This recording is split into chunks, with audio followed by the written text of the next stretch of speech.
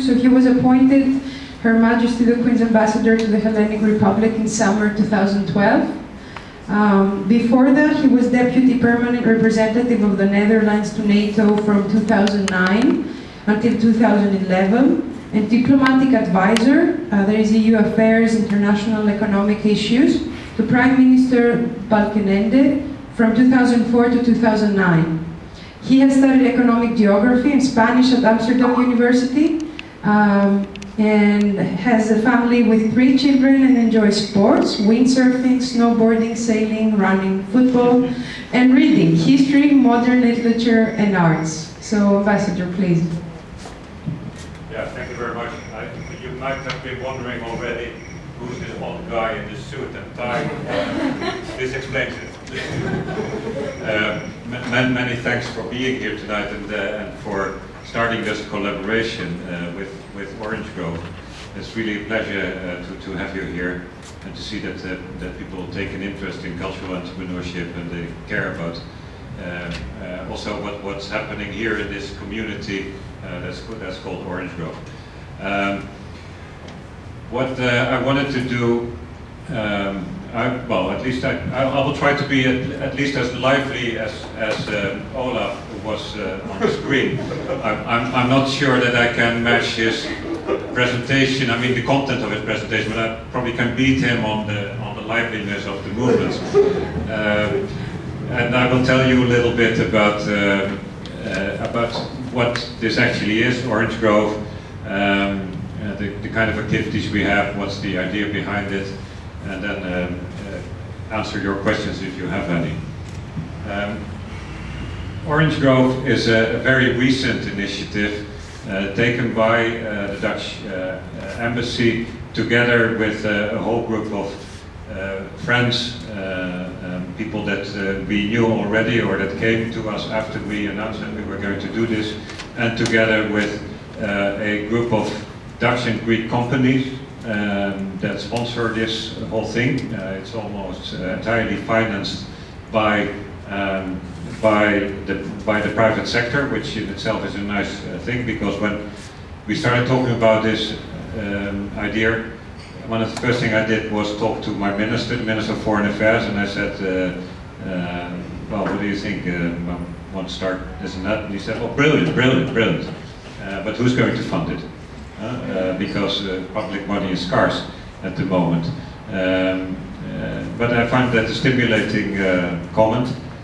So I went to talk to a couple of people of these large companies that began as Dutch companies but are now very much also Greek companies, like Athenian Brewery, Heineken, Amstel Beer, etc.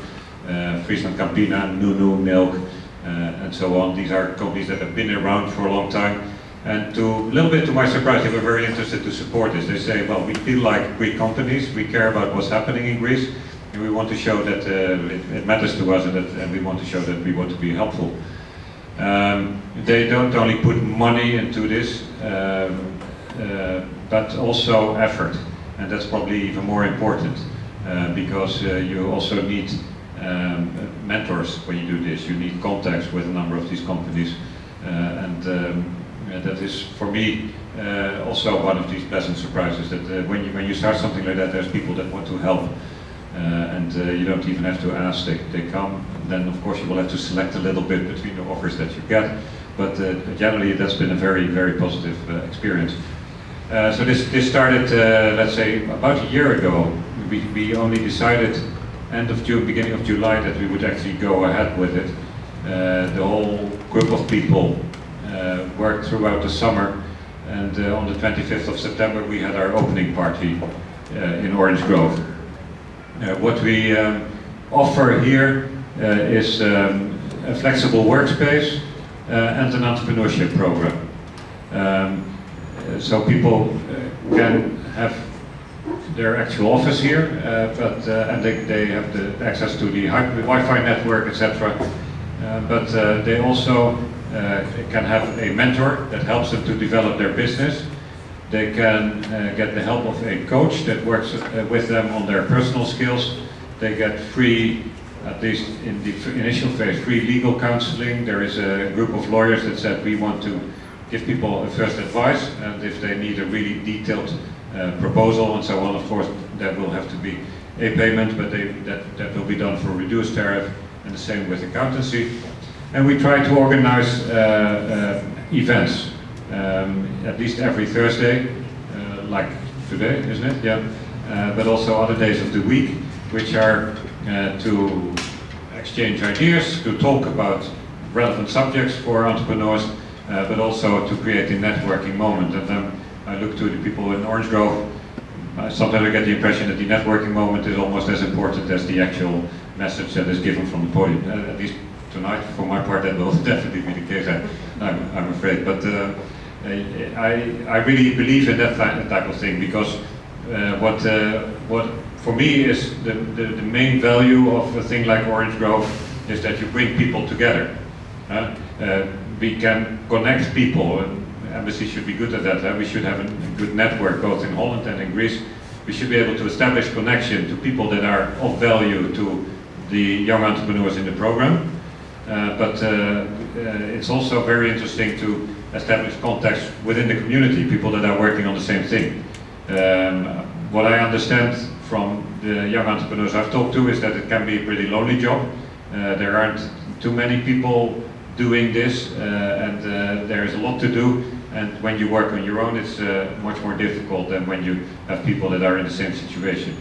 So that's what we hope is happening here, and I think you really see a number of examples that are, sorry to say, it's a bit possessive, isn't it? But our startups, the people that are in Orange Grove are actually doing. I see a lot of nice collaborations between the different teams, and that's wonderful to see. We started in September with 11 teams, 15 people, and now we have between 30 and 40 teams and about 60 to 70 people. I can't give exact figures because you never know, and one day it can be totally different. Well, there's always people coming in and people, but that's about the size of the community. So between 30 and 40 small enterprises and 60 to 70 people involved. For us, the idea, the reason to do this is not entirely philanthropic. So this is the what's behind it question that I'm going to answer now. It's basically because we got very concerned about how things are going currently in Europe. I mean, I was shocked to hear when I was preparing myself to go to Greece as an ambassador, to hear what some people in Holland had to say about Greece. And the other way around, when I came here, I meet a lot of people. I met a guy, no, I can't give much of a description, then you will know who it is, but he said, I always, a politician, he said, I always, Mr. Ambassador, you're a good friend of mine, but I must tell you, I always try to avoid to buy Dutch products. And I hate it because I'm breeding songbirds. And it's almost impossible to find the right materials that do not come from Holland. So I'm deemed to buy Dutch products, but I try to avoid it. So somehow there is this kind of sentiment, and it's not only between Holland and Greece, but somehow in Europe we've been able to turn something that was meant to establish connection into something that tears us apart, or that drives us in different directions. And we thought it would be interesting to try to do something like this, which shows what you can do with collaboration. So we're open to people from all over Europe. Currently 90%, of course, of the people here are Greeks. There's a couple of people with Dutch nationality. There is this business community behind it. We have Dutch universities doing so-called boot camps a couple of times a year together with Greek universities. And we have a couple of nice friends in the Dutch startup ecosystem that can also be, that sometimes come here, that can also be of help to the people here.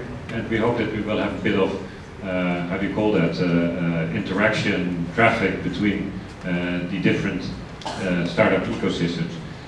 On which groups are we focusing? We're definitely not like Romanzo,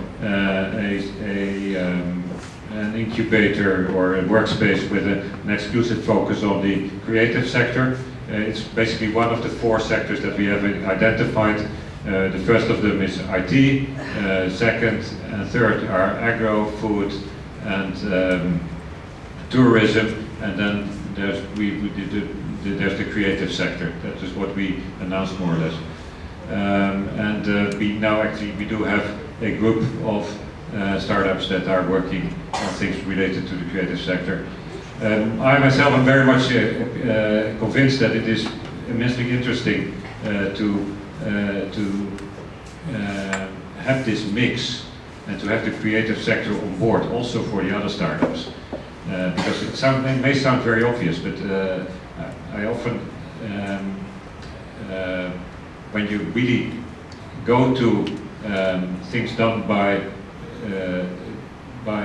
young artists, you notice that it's often a very different approach to things. They look at in a totally different way at things. They say things that, for a bureaucrat like me, sound outrageous, but after a while I discovered that there is that added value.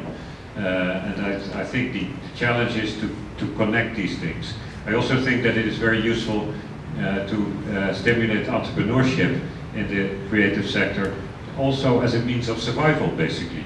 Because what we see everywhere in Europe, and it's not only because of the crisis, it is mainly because of the crisis that we've cut budgets in the arts tremendously. So this flow of money has been reduced tremendously, and you have to look for other ways to make your artistic outings survive. And entrepreneurship is definitely a way to do it. And I fear that this is a situation that's going to stay, not because we will always stay in a crisis, but I think that there is a general trend that European countries will have lower growth rates than they used to have in the past. I think this is almost a scientific truth, and that unfortunately the arts is one of the sectors where people can easily find savings. We have to do something about that ourselves and combine the artistic skills with entrepreneurial skills and with this specific set of attitudes and this specific behavior that I find so interesting in these young entrepreneurs, because I didn't really grow up with it. When I was in university in the 80s, nobody talked about entrepreneurship, and it was something very weird to do. That has changed tremendously, I think, now. At least in Holland you have many people that do it. And I sometimes tell this story about the oldest son of my sister, who started his first company when he was 16, and his parents are totally, his parents are both theologians, and they're also in the arts and so on. They're not entrepreneurs at all, but their son at 16, he knew he was going to be an entrepreneur. By the age of 20, he already had 2 little companies, and he was working on the 3rd one. And I was working in The Hague for the Prime Minister at the time.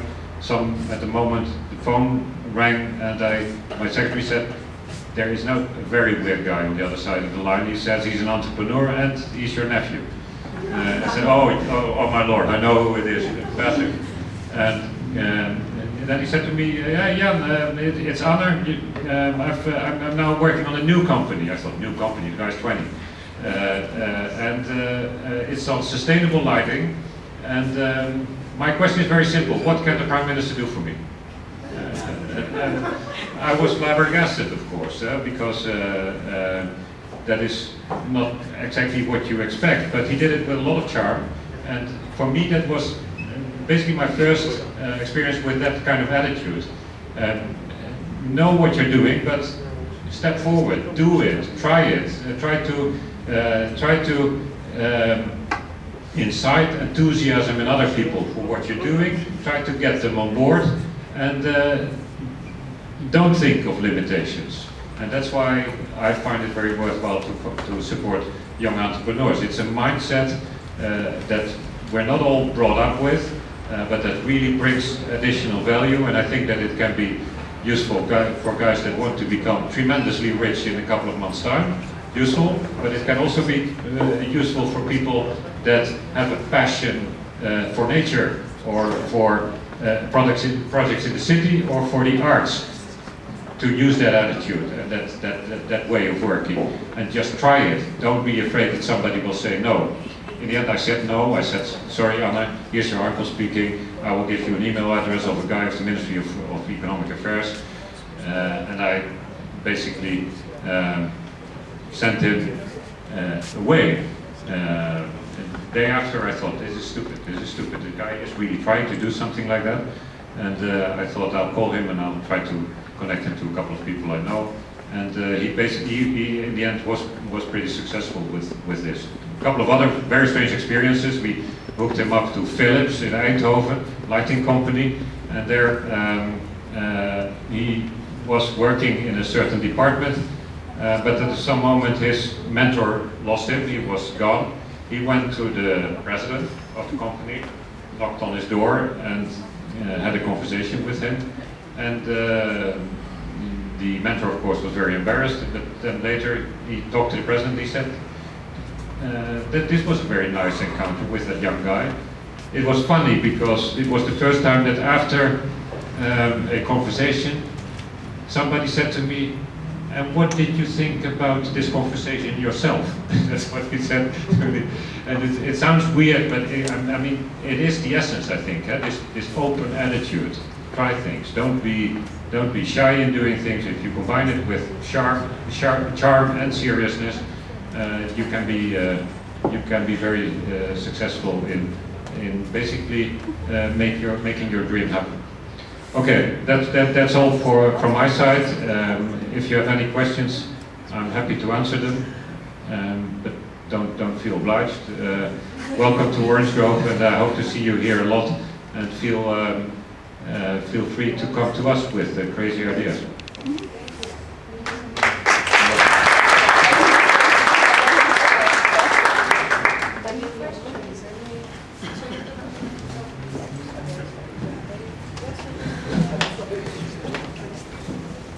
Good evening. How do you incorporate the arts in your business?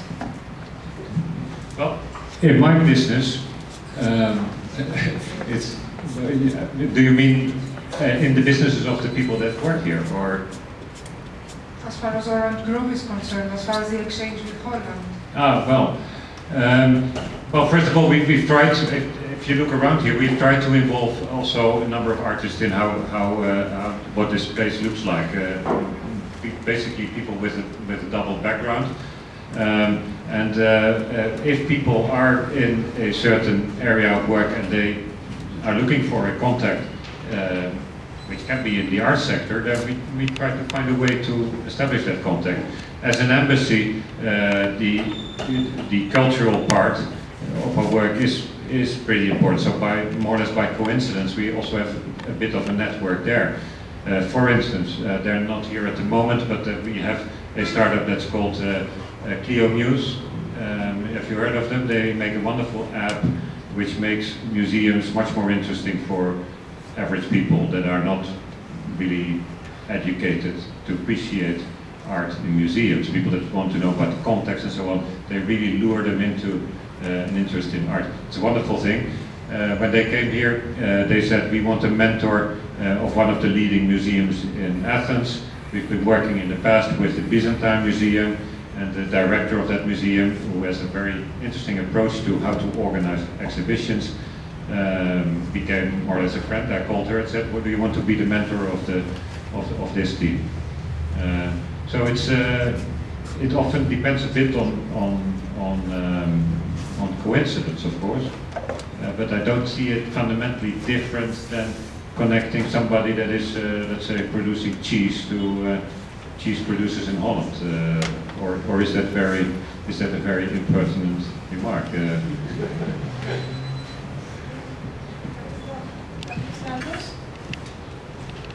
Any other questions? No. Oh yeah, there's one. Hello, just a more generic question. What's your opinion about decentralization of the culture and the entrepreneurship? Because we see here, especially in Greece, where we have a very centralized system. Almost everything is in Athens. How have you seen your career, from your experience, trying to take stuff outside only the very big cities, in the periphery, let's say? Thank you. Well, you know, I think that my experience is a little bit on the basis of what I've seen in Holland and but also other postings where I've been, but also here in Greece, is that there are interesting things happening in the regions. Often it depends a little bit on the personal interest of the people that are in the board of the municipality or something, but it's also related to tourism. There's quite a number of places of which you normally wouldn't think that try to raise their profile by organizing festivals and so on. Actually, I think there's quite a lot happening in the regions, although it may be very much in the summer season. But there are definitely interesting things happening. So Athens definitely is dominant, like in almost everything here in Greece, isn't it? But exactly in the arts, you also see it trickle down to the regions. Thank you very much. You're most welcome. Thank you.